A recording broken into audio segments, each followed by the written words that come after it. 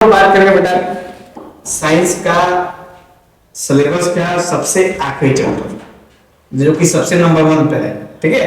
और हम लोग पीछे से आ रहे हैं तो सबसे आखिरी पे यही आता है। नाम है इसका केमिकल रिएक्शन एंड इक्वेशन, ठीक है। तो इसको जानने के लिए सबसे पहले हम स्टार्ट करेंगे what is chemical reaction. Chemical reaction होता क्या है? तो जब भी कोई दो एलिमेंट आपस में जुड़ते हैं या कोई दो केमिकल आपस में मिलते हैं, कोई X कोई Y, तो क्या बनाते हैं? Z। तो अगर आपसे पूछे कि व्हाट इज केमिकल रिएक्शन तो क्या बताएंगे? The chemical reaction is the process in which two chemical combine to give product. This is known as chemical reaction, ठीक है। अब केमिकल रिएक्शन में दो पार्ट होते हैं। एक पार्ट है आपका लेफ्ट पार्ट और दूसरा पार्ट है राइट, ठीक है। लेफ्ट पार्ट को हम लोग कहते हैं रिएक्टेंट। क्या बोलते हैं? रिएक्टेंट। और राइट पार्ट को बोलते हैं हम लोग प्रोडक्ट। तो ये हो गया रिएक्टेंट और ये हो गया प्रोडक्ट। तो रिएक्टेंट जो होते हैं वो हमेशा एक से अधिक होगा, है ना। क्योंकि जब भी केमिकल आपस में केमिकल रिएक्शन होता है तो उसमें किसका फॉर्मेशन हो रहा है? प्रोडक्ट का। तो प्रोडक्ट जो वैल्यू है वो तो एक हो सकती है या एक से अधिक, लेकिन रिएक्टेंट कम से कम कितने होना चाहिए? दो से कम होगा तो रिएक्शन केमिकल रिएक्शन नहीं है, ठीक। तो अभी क्या है, केमिकल रिएक्शन ऐसा प्रोसेस जिसमें रिएक्टेंट आपस में कंबाइन करके क्या बनते हैं? प्रोडक्ट। इसी को बोलते हैं लोग केमिकल रिएक्शन, ठीक। जैसे कि एक बात करेंगे हम लोग, मान लीजिए चलो कि आपके पास एक केमिकल है, एक मेटल है जिसका नाम है जिंक, ठीक है। और जिंक को अगर आप हाइड्रोक्लोरिक एसिड में डाल दो, ठीक है, जिंक को अगर आप हाइड्रोक्लोरिक एसिड में डाल दो तो यहाँ पे क्या बनता है? यहाँ बनता है जिंक क्लोराइड और साथ में निकलता है हाइड्रोजन गैस, ठीक है। तो जिंक क्लोराइड क्या है? प्रोडक्ट। H2 क्या है? प्रोडक्ट। Zn क्या है? HCl क्या है? रिएक्टेंट। समझा? तो ये है रिएक्टेंट और ये है प्रोडक्ट। तो देखो रिएक्टेंट कम से कम कितने? दो, क्योंकि दो से कम होंगे तो आखिर किसके संग रिएक्शन होगा? हो पाएगा रिएक्शन? नहीं हो पाएगा। और वैसे ही प्रोडक्ट की बात करें तो प्रोडक्ट एक भी हो सकता है, दो भी हो सकता है, तीन भी हो सकता है। जैसा केमिकल रिएक्शन हो रहा है उस हिसाब से प्रोडक्ट बन सकता है, समझे। तो इस केमिकल रिएक्शन में हम ध्यान से देखेंगे कि जिंक हाइड्रोजन गैस से मिलके जिंक क्लोराइड बनाया और हाइड्रोजन गैस बना दिया। हाइड्रोजन गैस कैसी होती है? तो हल्की होती है। किधर जाएगी? ऊपर की तरफ निकल जाएगी। अब ऐसे यहाँ पे एक क्वेश्चन पूछा जाता है हाइड्रोजन टेस्ट।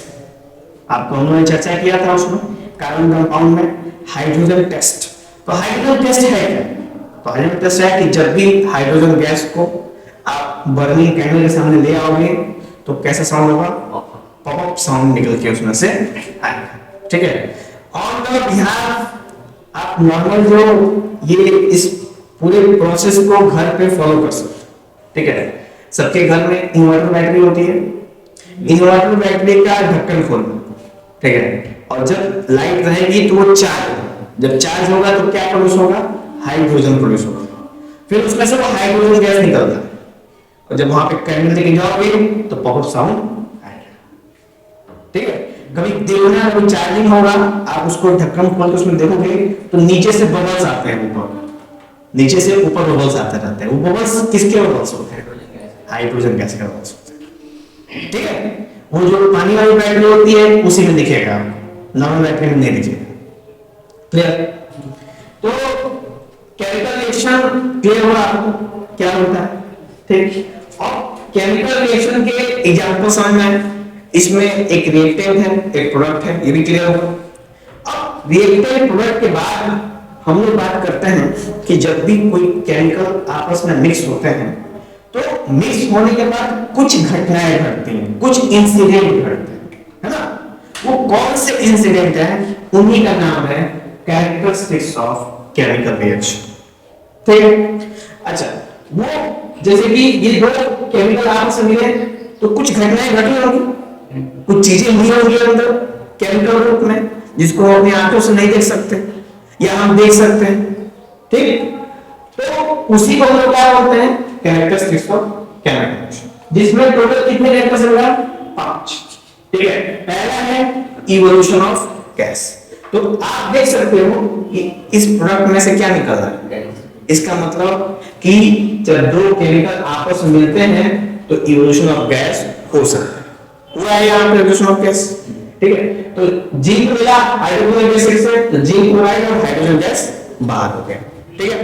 अभी तुम ये भी कर सकते हो कि सोडा, खाने वाला सोडा ना, खाने वाला सोडा और विनेगर सिरका, उसके अंदर खाने वाला सोडा डालोगे विनेगर में तो एकदम छन्न से आवाज आएगी, ठीक, और उसके अंदर से गैस निकलेगी। कौन सी गैस निकलेगी, CO2 गैस, ठीक है। और CO2 को टेस्ट करने आती है, कैसे CO2 को टेस्ट करते हैं वो तरीका मालूम है CO2 टेस्ट करने का, बोलो, बताया था हमने CO2 टेस्ट कैसे करेंगे। तो CO2 टेस्ट करने के लिए हम लेते हैं लाइम वाटर। कौन सा वाटर, लाइम वाटर माने चूना पानी, लाइम वाटर माने चूना पानी लेंगे, फिर उसके अंदर हम CO2 गैस पास करेंगे। जैसे जैसे CO2 से पास होगा वैसे वैसे उसका कलर चेंज हो, कैसा हो जाएगा, मिल्की। कैसा हो जाएगा, मिल्की, मतलब कि पहले वो बिल्कुल पानी की तरह दिखेगा, बाद में वो लगेगा कि दूध है, ठीक है। तो इसलिए इसको बोलते हैं हम लोग क्या है, आपका कैरेक्टरिस्टिक्स ऑफ केमिकल रिएक्शन, जिसमें से गैस क्या हो रहा है, प्रोड्यूस हो रहा है, क्लियर हुआ। तो पहला था ऊपर वाला आप जो देख रहे हो, दूसरा है बेकिंग सोडा, इसमें क्या लगाएंगे, विनेगर, और यहां से प्रोडक्ट में जो प्रोडक्ट बाहर निकलेगा साथ में और क्या निकलेगा, CO2 गैस। तो क्या ये इवोल्यूशन ऑफ गैस को फॉलो कर रहा है ना, यस सर, ठीक। दूसरा है फॉर्मेशन ऑफ PPT। अब इसमें क्या होता है, तो इसमें है कि कोई दो केमिकल जब आपस में मिले तो कोई जेट प्रोडक्ट बनाए, तो वो जेट प्रोडक्ट बीकर में नीचे जाए क्या हो जाए, बैठ जाए, ठीक है। जेट प्रोडक्ट क्या हो जाए, बीकर में जाके बैठ जाए। जैसे मान के चलो एक एग्जांपल बात करते हैं हम लोग, मान लो चूना और पानी आपस में क्या करते हैं, मिक्स कर देते हैं। जब आप अच्छे से फेंट दोगे ना, अच्छे से एकदम, तो पूरा पूरा चूने पानी कलर कैसा हो जाएगा, मिल्की टाइप का, ठीक। उसके अंदर हाथ डालोगे तो कहीं भी इन है, कहीं ज्यादा है कहीं कम, हर जगह कैसा होगा, एक बराबर, ठीक। लेकिन जब तुम आधा घंटा 1 घंटा छोड़ दोगे तो वो सारा का सारा क्या हो जाएगा, नीचे जाके बैठ जाएगा। और जो नीचे जाके बैठा है ना, उसे कहते हैं PPT। क्या बोलते हैं इसको, जिसको बोलते हैं प्रिसिपिटेट, ठीक है। तो प्रेसिपिटेट का मतलब ही होता है क्या, जो नीचे क्या हो जाए, बैठ जाए। तो इसके लिए एक केमिकल रिएक्शन है हमारे पास, ठीक है, जिसमें हम क्या करते हैं, पोटेशियम आयोडाइड और लेड नाइट्रेट, जब हम इनका रिएक्शन कराते हैं, देखो ये क्या है, पोटेशियम आयोडाइड, ये क्या है, लेड नाइट्रेट, इसको सॉल्व करते हैं। तो यहां पे पोटेशियम अलग हो जाएगा, आयोडीन अलग हो जाएगा। इसको क्या बोलते हैं, कौन सा फॉर्म है, आयनिक फॉर्म है। कौन सा फॉर्म है, क्यों, क्योंकि उनके सल्फेट कैसा चार्ज है, नेगेटिव पॉजिटिव, तो उसको बोलते हैं आयनिक फॉर्म। फिर ऐसे यहां पे आएगा Pb और NO3-। फिर उसके बाद क्या होगा, पोटेशियम किसके पास जाएगा और लेड किसके पास जाएगा, बोलिए समझ। तो जब ऐसा होता है तो जब बनता है PbI2, यहाँ पे 2 प्लस है, यहाँ पे 2 माइनस है, ठीक है। जब बनता है PbI2 यानी लेड आयोडाइड, ठीक है, तो ये लेड आयोडाइड बीकर में नीचे जाके क्या हो जाएगा, और उसका कलर होता है येलो, पीले रंग का होता है, और नीचे जाके क्या होता है, बैठ जाता है। तो ये था हम लोग का दूसरा वाला, कौन सा, फॉर्मेशन ऑफ पीपीटी। एक बात सबसे मोस्ट इंपॉर्टेंट है, मैंने बताया शुरुआत में ही, केमिस्ट्री के अंदर केमिकल रिएक्शन बहुत इंपॉर्टेंट है। अगर आपको रिएक्शन याद है तो अगर आप एग्जाम में जाके लिख दोगे तो उसका प्रॉफिट आपको होगा। एग्जामिनर समझेगा कि आपको केमिस्ट्री का सी मालूम है, तो वो कुछ और समझेगा सी का मतलब। ठीक है, चलिए तो पहला आप लोग नोट कर लो, इवोल्यूशन ऑफ गैस में ये वाला केमिकल रिएक्शन, ठीक है। और इसी केमिकल रिएक्शन को आपको दिमाग में भी रखना है, ज्यादा 50 में नहीं रखना है, मुश्किल से गिनती का 5 से 10, मैक्सिमम कितना 10 केमिकल रिएक्शन तो याद हो सकते हैं दिमाग में, ठीक है। 10 केमिकल रिएक्शन रख लोगे, पूरे केमिस्ट्री के पेपर में एक भी बच के नहीं निकल पाएगा वहां से, जिसके बारे में मैंने कहा था बताऊंगा चैप्टर 1 में। उसकी शुरुआत हो चुकी है, सबसे पहला ऊपर वाला देखो, ठीक है। दूसरा वाला आपके सामने, ठीक है। तो यहां पर PbI2 और KNO3 लेंगे। ये अभी कंडीशन अनबैलेंस का है, जब बैलेंस करेंगे तो उसकी चर्चा करेंगे हम, ठीक है। आपको पूरा नोट करने के लिए, ठीक है। बहुत बेटा मुश्किल छाट करता कोई बात नहीं, वीडियो घुमा देंगे, कहेंगे नाजिर है, गौर से देखिए, ये 1 शॉट पड़ता है बस।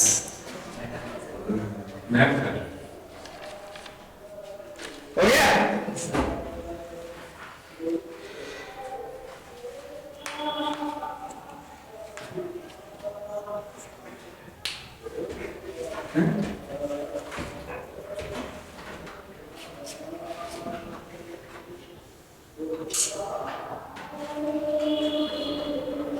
आगे बढ़े, चलिए आगे में अब हम लोग बात करेंगे किसकी, चेंज इन कलर, ठीक है।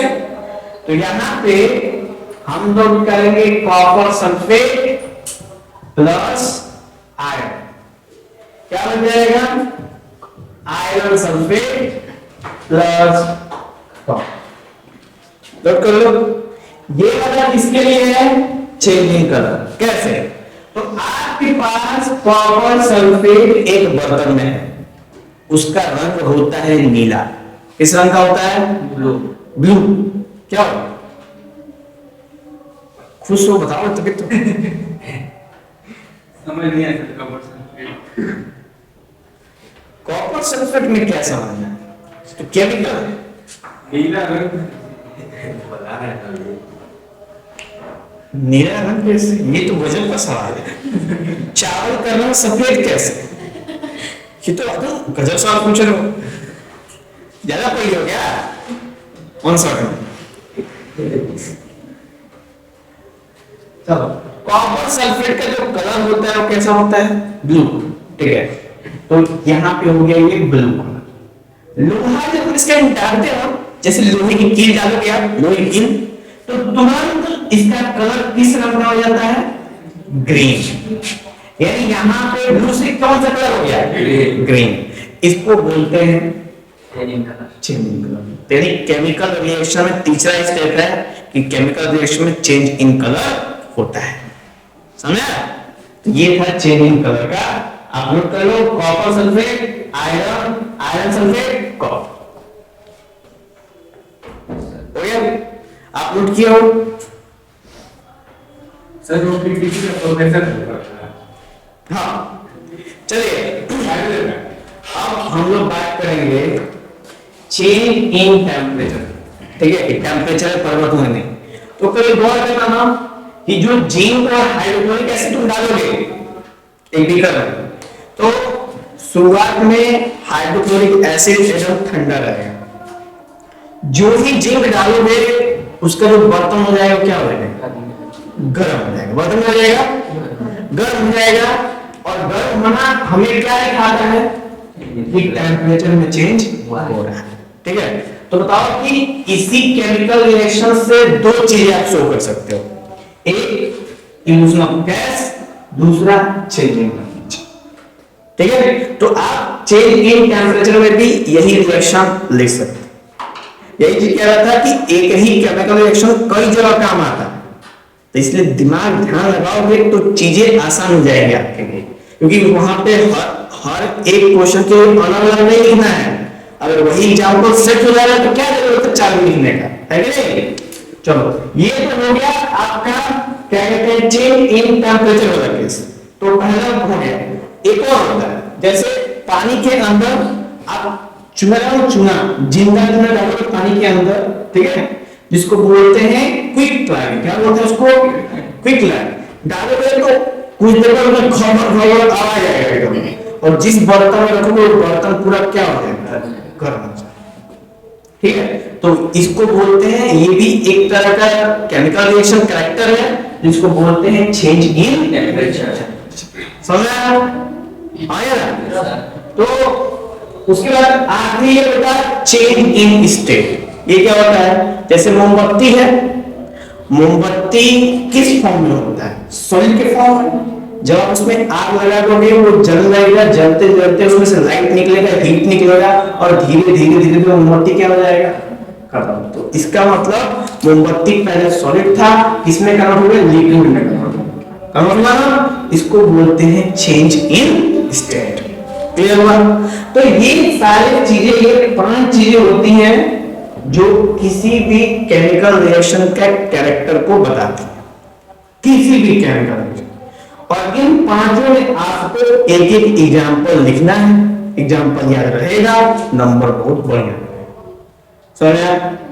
अक्सर एग्जाम में कम से कम 3 पूछता है, ये 5 लिखा है ना, कम से कम बोलता है right main 3 characteristics of chemical reaction. तो 3 पूछे तुम 5 लिखो, ठीक है? वो 3 पूछे तुम 5 लिखो, उन 5 में केमिकल रिएक्शन जरूर लिखना, क्योंकि केमिकल रिएक्शन लिखोगे तभी तो क्या होगा? नंबर बढ़िया मिलेगा। क्योंकि समझ जाएगा कि केमिकल रिएक्शन जान रहा है, इसका मतलब केमिस्ट्री बढ़िया से पढ़ा है। वो तो हम लोग जान रहे हैं तो लोग क्या पढ़ रहे हो, ठीक है? चलो क्लियर हुआ?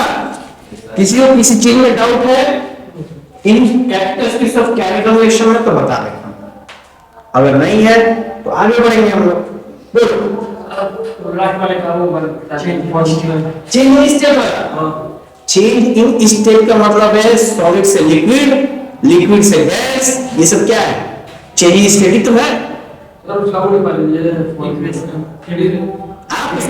आप उसमें दे सकते हो बर्निंग कैंडल, ठीक है? क्या दे सकते हो? बर्निंग कैंडल दे सकते हो, सबसे बेस्ट है burning candle.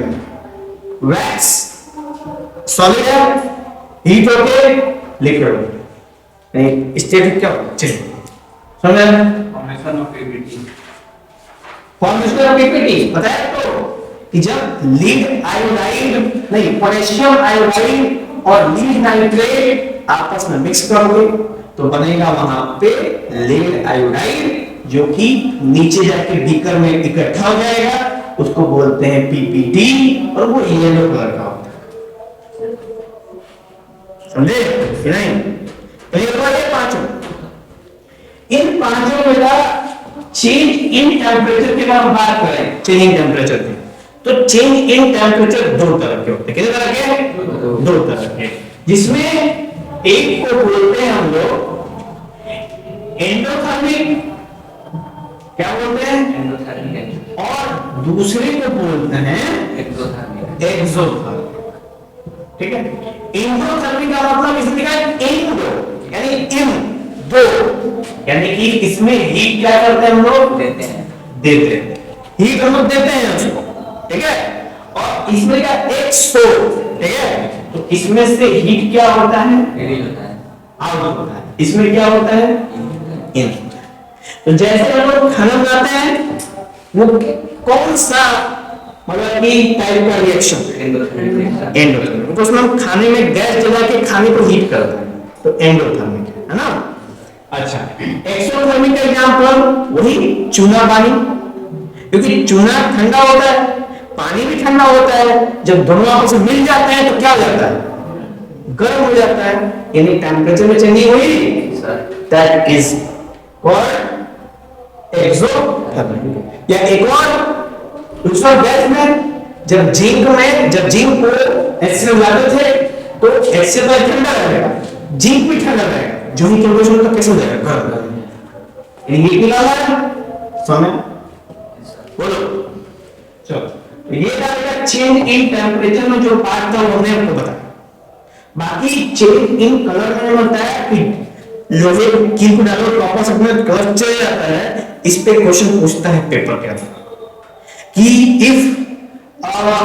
if the color of the liquid is blue which is X, ठीक, and when we dip a strip material which is Y into the X, then the color is changed into green. State what is X and Y. ऐसे question पूछता है आपको paper.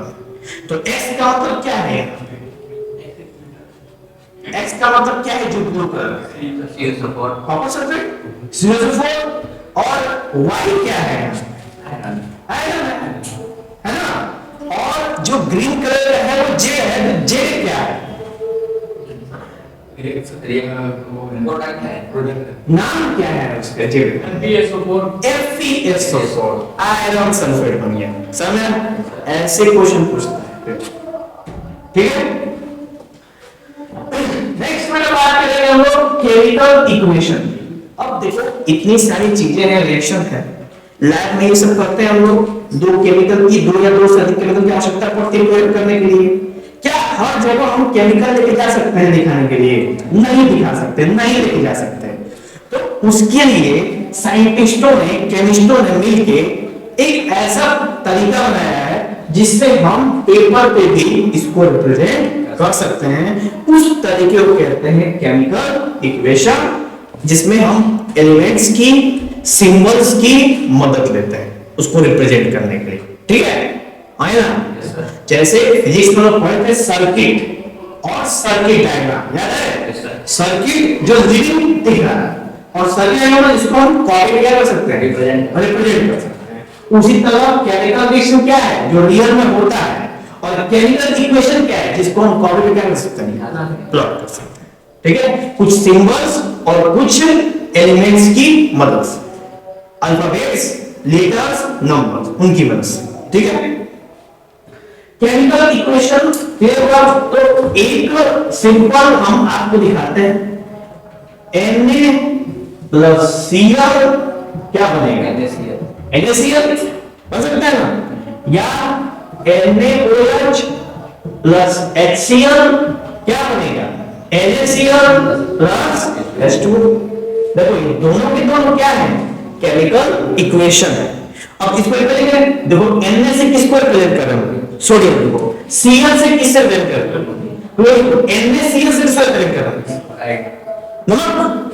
उस तरह NaOH से sodium hydroxide, HCl से hydrochloric acid, और NaCl से नमक, और H2O से पानी। तो ये सब में हम अल्फाबेट का उपयोग कर रहे हैं, नंबर का उपयोग कर रहे हैं, सिंबल्स का उपयोग कर रहे हैं। ये सारी चीजें हैं जिसको हम कहते हैं कंबाइनिंग केमिकल इक्वेशन।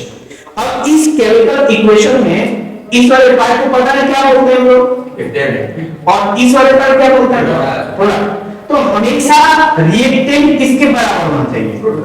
प्रोडक्ट। ऐसा नियम बोलता है केमिस्ट्री का कंजर्वेशन ऑफ मास, ठीक है। बोलता है कि बोथ साइड का मास हमेशा क्या होना चाहिए? और इक्वल होता ही है, क्योंकि अगर आप 1 किलो चावल और 1 किलो दाल बनाओगे, ठीक है, तो वो टोटल कितना बनेगा? 2 किलो।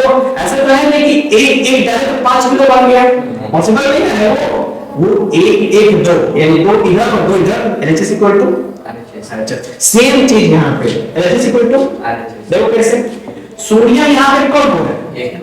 यहाँ पे सोडियम को 1, यहाँ पे क्लोरीन कब हो रहा है? 1, इधर क्लोरीन कितना है? यहाँ पे हाइड्रोजन कब हो रहा है? 2, यहाँ पे हाइड्रोजन कब हो रहा है? 2, यहाँ पे ऑक्सीजन कब हो रहा है? 1, इधर ऑक्सीजन कब हो रहा है? 1। ये है बैलेंस। समझ में आया? और अनबैलेंस का मतलब, तो H2 plus O2 give H2O। इधर कब हाइड्रोजन दो उधर कब है दो इधर से कब है दो उधर कब है एक गड़बड़ा गया अनबैलेंस। तो इसको बैलेंस करते हैं, ठीक है। कैसे करेंगे?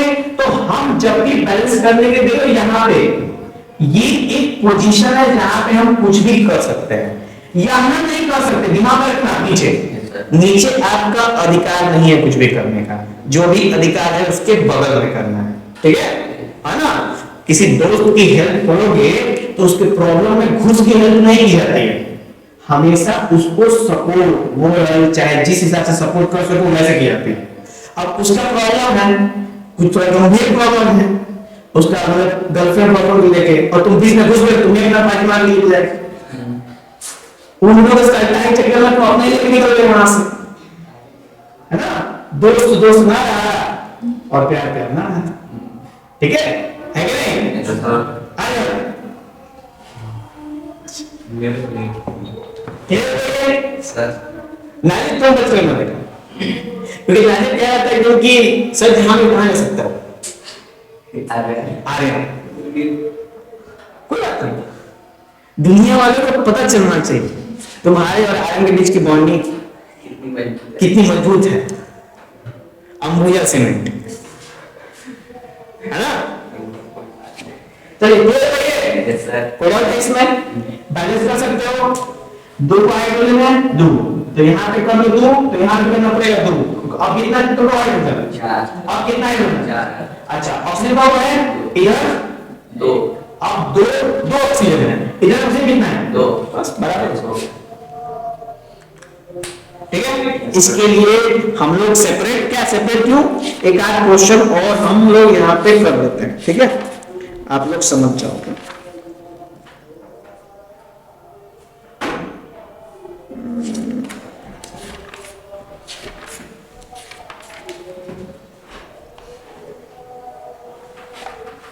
देखो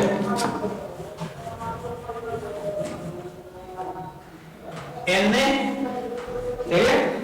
प्लस O2 क्या बनता है Na2O, क्या ये बैलेंस है? अरे क्यों नहीं बैलेंस है? इधर एन दो हो गया, उधर एन एक ही है। ठीक है, तो अब बैलेंस करने के लिए दो Na यहाँ पे क्या कर देंगे, अब बैलेंस है नहीं, क्यों? इधर ऑक्सीजन कितना है एक है, और इधर कितना है दो, दो, तो हम क्या करेंगे दो, अब तो ये बैलेंस है नहीं, अब सोडियम का हो गया और सोडियम का हो गया, दो, तो अब इसको हटा के यहाँ पे क्या करेंगे, क्या अब बैलेंस है, यस सर, दो ऑक्सीजन चार सोडियम चार सोडियम, अब बैलेंस है। इसको बोलते हैं हीट एंड ट्रायल मेथड। कौन सा बोलते हैं, हीट एंड ट्रायल मेथड। इसका मतलब होता है हम बारी बारी से नंबर लिख के चेक करेंगे कब बराबर हो रहा है, और जब बराबर होगा उसी को मानेंगे यही क्या है, फाइनल है, समझ।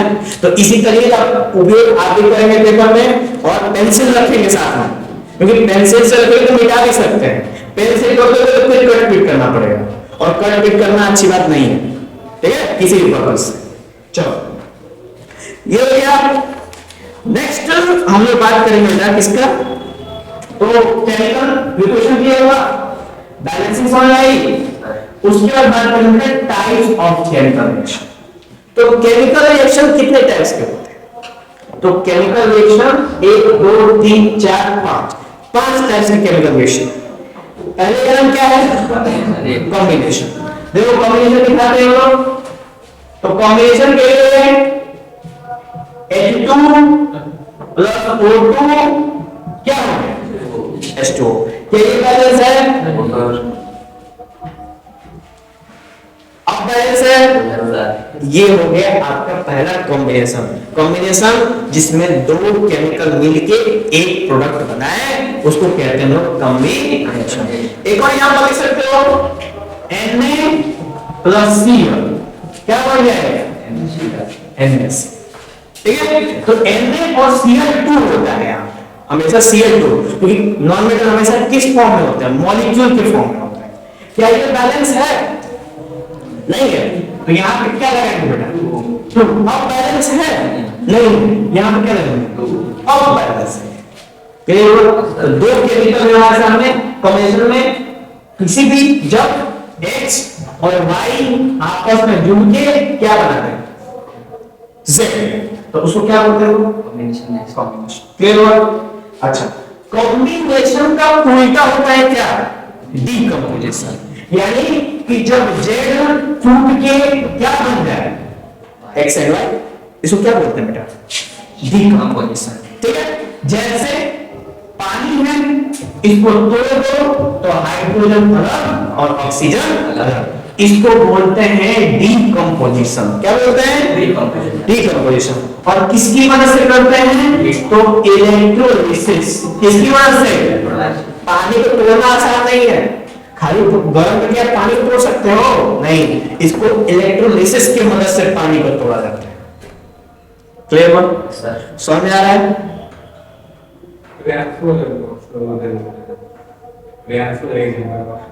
अभी वो काम नहीं आएगा ना, जब लॉन्ग टर्म का बात होगा ना तो वो काम आता है। अभी आपको पॉइंट टू पॉइंट बता रहा हूं क्योंकि आपके दिमाग में इस चीज की आवश्यकता है, टाइम कम है काम ज्यादा हमारे पास, इसलिए चीजों को उस हिसाब से आपके दिमाग में अगर अभी भी वो एग्जांपल है तो अच्छी बात है ना, वही चाहिए कि आपको याद करने में क्या रहे इजी रहे, आसानी रहे, है ना। चलो तो ये क्लियर हुआ इलेक्ट्रोलिसिस, बोलो ये था बेटा डीकंपोजिशन। उसके बाद क्या है डिस्प्लेसमेंट। डिस्प्लेसमेंट का मतलब एक बंदा आए दूसरे को हटा के अपने क्या हो जाए जुड़ जाए। तो इसके लिए आप बेटा एक दो एग्जांपल लिख लो, है ना नहीं लिख लो ठीक। चलिए अब हम बात करते हैं बेटा क्या डिस्प्लेसमेंट कैसे होता है। ये देखो इसका मतलब देखो ये क्या है x है, ये क्या है yz है, ध्यान दो। और यहां पे x ने y क्या कर दिया हटा दिया, और यहां पे बन गया xz और y क्या हो गया बेटा बाहर हो गया। इसको कहते हैं डिस्प्लेसमेंट। x ने y को क्या कर दिया हटा दिया, ठीक है। तो अभी देखो वही बात है कि दो लोगों के बीच में झगड़ा हुआ, तीसरे आके लेके उड़ गया, ठीक है। इसलिए दो लोगों के झगड़े के बीच में तीसरे की एंट्री नहीं होनी चाहिए, ठीक है, वरना मामला बिगड़ सकता है। तो एग्जांपल है देखो, अभी मैं एक ही एग्जांपल रिपीट करने वाला हूं, इसलिए कह रहा हूं कि रिएक्शन दिमाग में रखोगे, एक ही रिएक्शन कई जगह उपयोग हो सकता है। देखो कैसे CuSO4 प्लस Fe क्या बन जाएगा FeSO4 प्लस Cu। समझ आया? देखो ये एग्जांपल हम लोग इससे पहले चेन तीन अलग लगा रहे थे और फिर देखो इसमें भी लगा दिया। ये है बुद्धि का उपयोगिता वहां पे मेन मौके पे।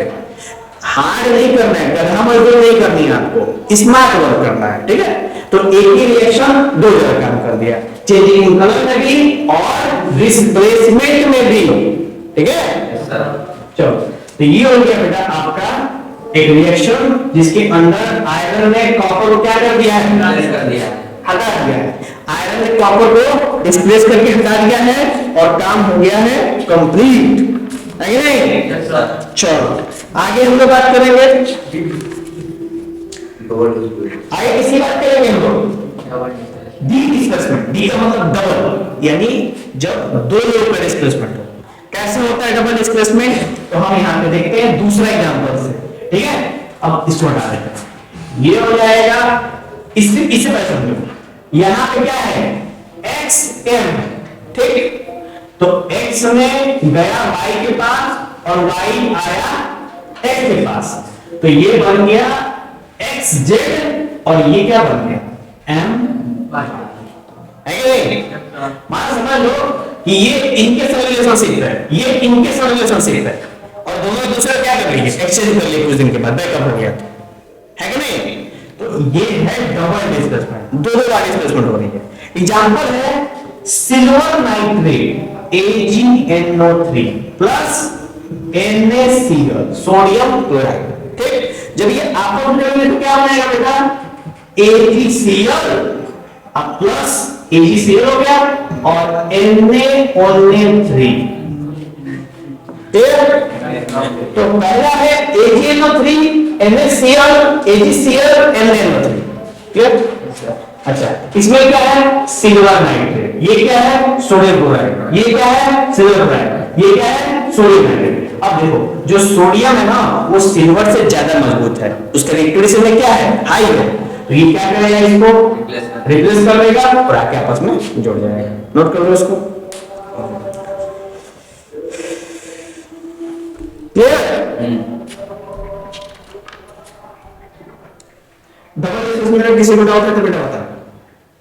नहीं है ना? चलो नेक्स्ट हम लोग बात करेंगे बेटा इसकी ऑक्सीडेशन एंड रिडक्शन। बताओ ऑक्सीडेशन क्या होता है? तो ऑक्सीडेशन एक ऐसी प्रक्रिया है जिसके अंदर किसी के भी साथ ऑक्सीजन जाके क्या जाता है? जुड़ जाता है। ठीक, ऑक्सीजन जुड़ जाता है, इसको बोलते हैं क्या हम लोग? ऑक्सीडेशन। एक और नियम है, या तो ऑक्सीजन जुड़ जाए और या तो हाइड्रोजन निकल जाए। ऑक्सीजन जुड़ जाए तो भी ऑक्सीडेशन, हाइड्रोजन निकल जाए तो भी ऑक्सीडेशन। इसको बोलते हैं ऑक्सीडेशन। क्लियर? अच्छा, जैसे एग्जांपल में हाइड्रोजन प्लस ऑक्सीजन क्या बन गया? पानी। इसको क्या बोलेंगे बेटा? ऑक्सीडेशन। क्यों? क्योंकि यहां पे हाइड्रोजन में ऑक्सीजन क्या हो जाके जुड़ गया, ऑक्सीडेशन। तो ये था एक आसान एग्जांपल। ठीक है, जो ये रिएक्शन में बता रहा हूं आपको बहुत ही कॉमन रिएक्शन है। जो अभी पानी का उपयोग कई जगह कर दिया, ये आपको हेल्प करेगा मौके पे रिएक्शन लिखने में। ये सब कॉमन रिएक्शन है, इसको दिमाग में नोट रखोगे तो मौके पे लिखोगे तो नंबर मिलेगा आपको। इसीलिए कॉम्प्लेक्स रिएक्शन नहीं दे रहा हूं, एकदम सिंपल रिएक्शन है। ठीक है, चलो तो ये हो गया आपका कौन सिस्टम का?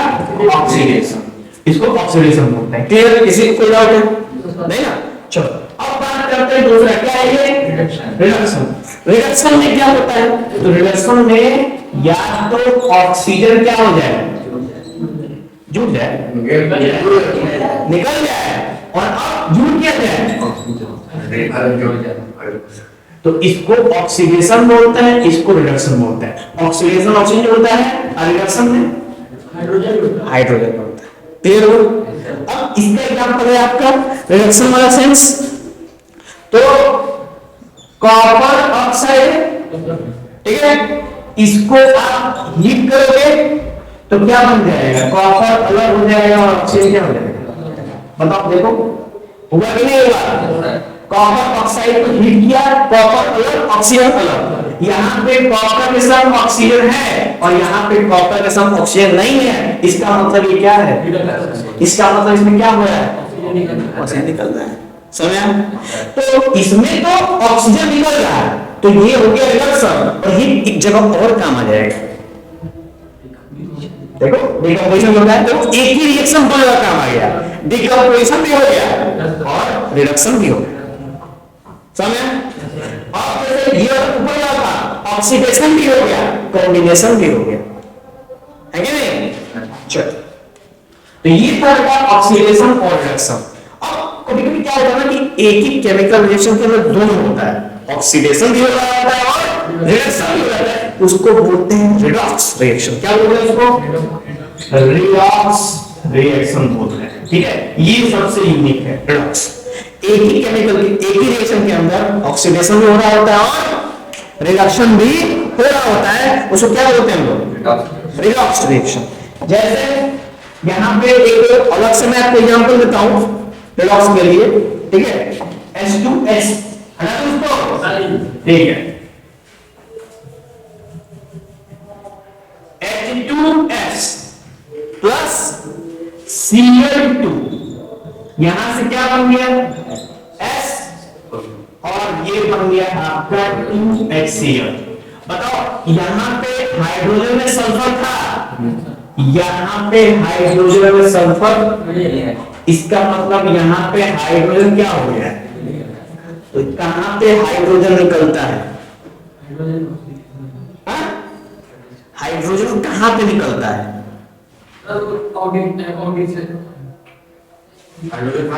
हाँ, निकलता है कहां पे? ऑक्सीडेशन में हाइड्रोजन क्या हो जाता है? निकल जाता है। ये हो गया ऑक्सीडेशन। हो गया?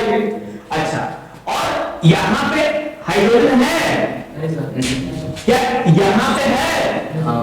यहाँ पे हो गया हाइड्रोजन का एडिशन, इसको क्या बोलेंगे? ये हो गया क्या? मतलब एक ही केमिकल रिएक्शन में ऑक्सीडेशन भी हो गया और रिडक्शन भी हो गया। इसको क्या बोलते हैं हम लोग? इसको बोलते हैं हम लोग रिडक्स। समझ आया? बोलो कोई दिक्कत? चलो, तो ये था हम लोग का रिडक्शन मैट्रिक्स। इसमें एक और एग्जांपल है, बताओ तो आप लोग कोई जगह उसका उपयोग कर सकते हो, निकाल के बता दूं? चलो, तो अभी इससे पहले आपने नोट किया था कॉपर ऑक्साइड, नोट किया है ना? हाँ ये रहा। और इसमें हाइड्रोजन क्या जोड़ दो आप? जो इसका थोड़ा सा अलग है, हाइड्रोजन जोड़ दो तो यहाँ पे बन जाएगा क्या आपका? यहाँ पे बन जाएगा कॉपर और यहाँ पे बन जाएगा पानी। ठीक है?